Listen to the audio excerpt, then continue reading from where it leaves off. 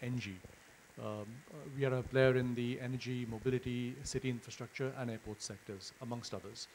My question was related to financing. And there were two aspects to the question. The first was that you mentioned the NIIF creation. So does that allow for co-investment together with other corporate partners? And the second question was a broader question on the business models. Are you going to go down the co-investment route? Are you going to go down the route of concessions for large infrastructure investments? So I'd like to get some insights from you on that. Thank you. I will restrict myself to airports, obviously.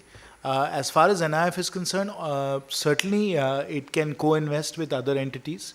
So, for example, if indeed it invests in an airport, there can obviously be other equity investors in that airport company as well. If you look at DIAL or you look at MIAL or Bangalore International Airport, there are a number of investors in each one of those entities, including Airports Authority of India.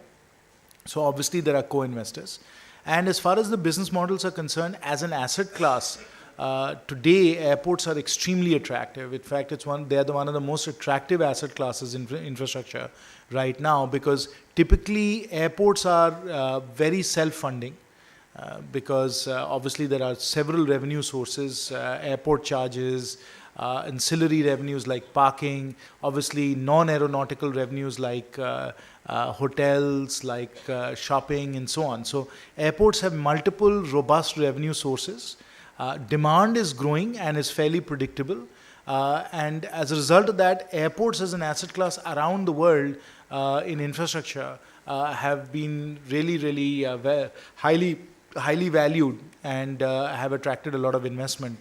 So as a business model, as long as we can get the regulations and the policy framework right, we should have no trouble in funding these airports. Honorable Minister, thanks for your insights on the economic development. I have a question related to, like we are having a roadmap for the reimagining urban spaces and financing. So is there also on the roadmap for like the digital finance and crowdfunding initiatives, so that the at different levels, maybe national, state or city level, the crowdfunding or digital finance can be done for the restructuring of urban spaces? Yeah, I'm not sure I fully understand how you're trying to connect those two different financing aspects, infrastructure financing and then crowdfunding and digital funding. So I'm not sure I understand that question. If you want to talk about the securitization of infrastructure investment, that is, how do you unitize equity investing in infrastructure, that's where the InvIT structure is so good. So rather than a large insurance company or a pension fund putting $1 billion into an airport, you can have 10,000 retail investors investing in an InvIT and thereby financing an airport. That unitizes the investment. You can spread the risk over lots and lots of smaller investors.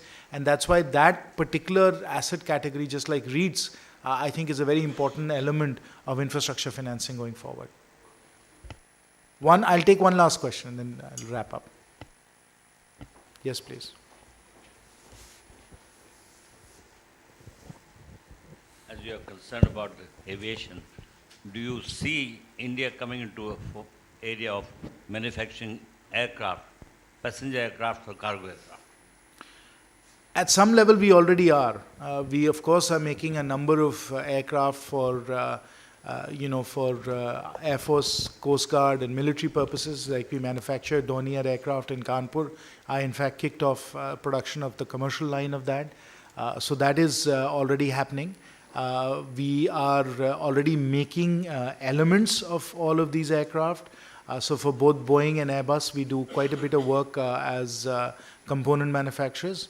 And our hope would be, because we are going to be one of the largest aviation markets in the world, that over time we will be able to see manufacturing of complete aircraft in India as well. So certainly, as part of Make in India, we are pursuing that. Thank you very much.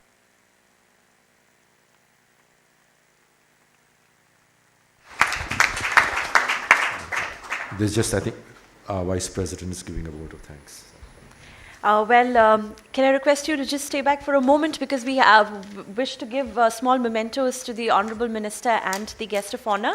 And I'll request Mr. Deepak Premnarayan to kindly give away a memento and thank the Honorable Minister. This is a small token of appreciation and gratitude from our end that we would want to present this memento and thank the Honorable Minister for sparing some of his most valuable time and joining us on our today's program.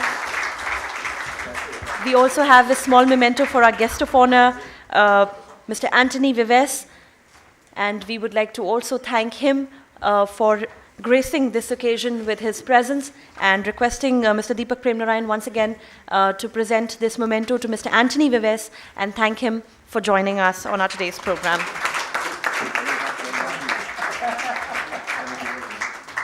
And I'll now request Dr. Lalit Kanodia, the Vice President, IMC Chamber, to propose a formal vote of thanks.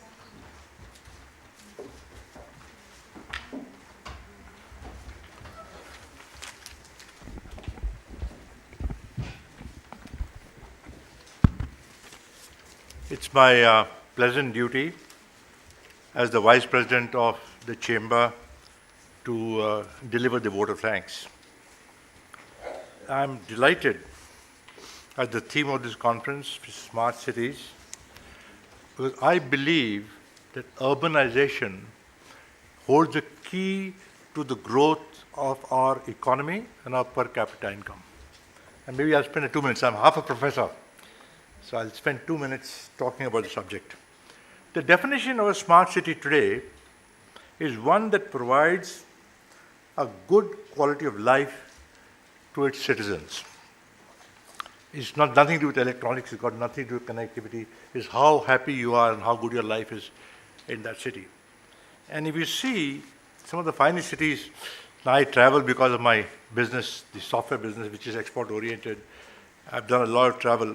And some of the finest cities in the world, London, Paris, and so on, are very livable cities.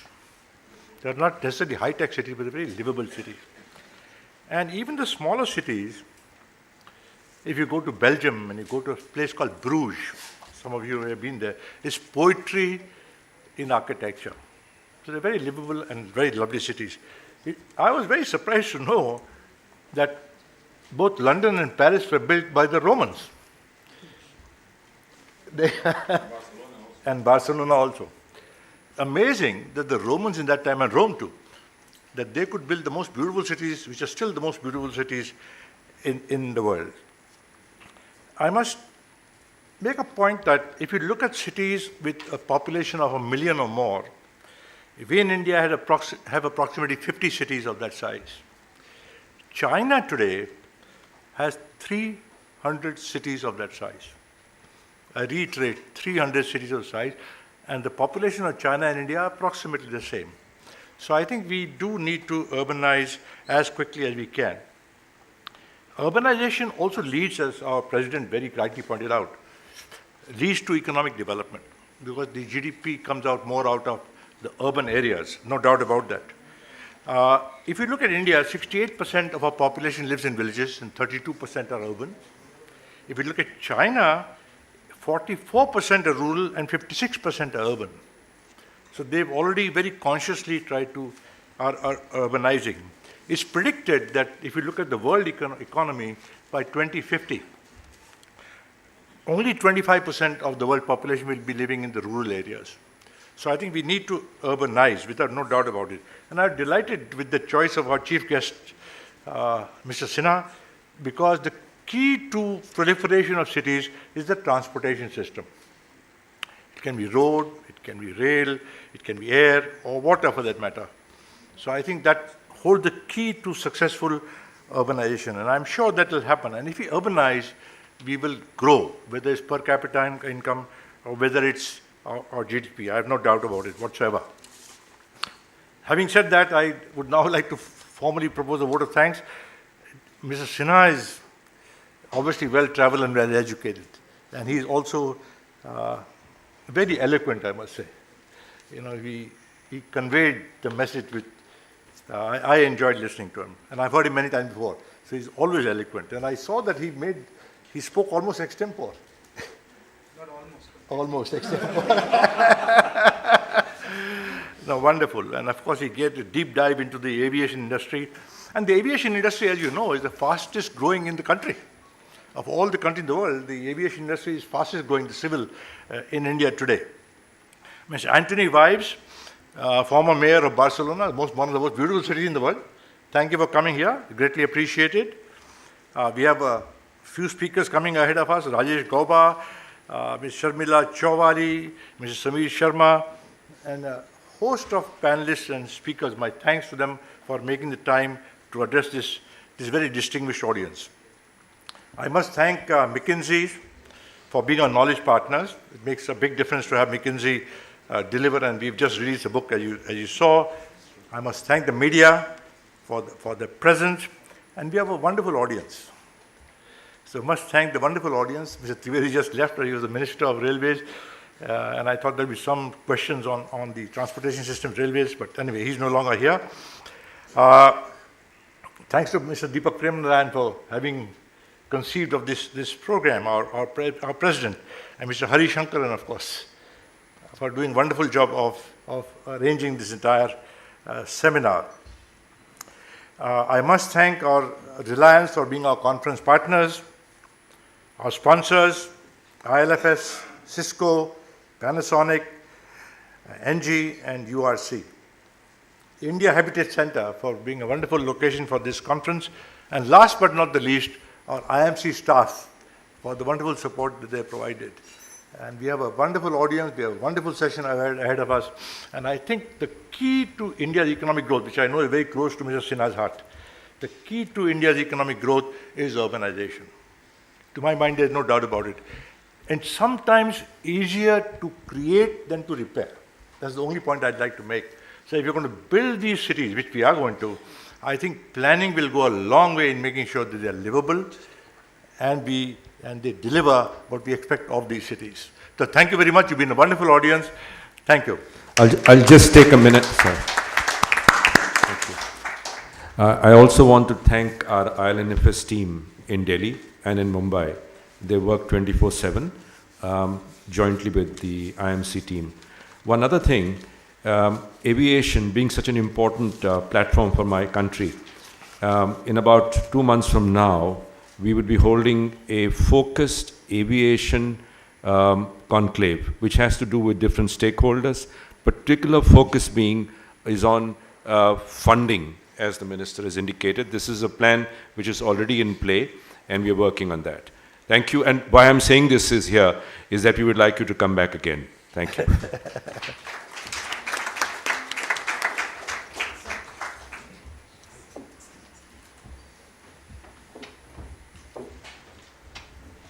Well, thank you, ladies and gentlemen. With that, we come to an end of this inaugural session of the International Conference on Smart Cities. We are now going to be breaking for tea for only 15 minutes. But just before we all disperse, I would once again want to thank all of our sponsors, the members of the press, for being a part of our today's program. And would also want to tell you that the environment-friendly delegate kits that have been given to you have been prepared by Gulmeher, which is a producer company of underprivileged women who were earlier rack pickers at some of the landfills in Delhi. So thank you once again for being a part of the inaugural session. Let's all break for tea and reassemble in 15 minutes from now. Thank you very much. And the tea is in the balcony region, the patio that we have right here onto our right-hand side, and we'll reassemble in 15 minutes. Thank you.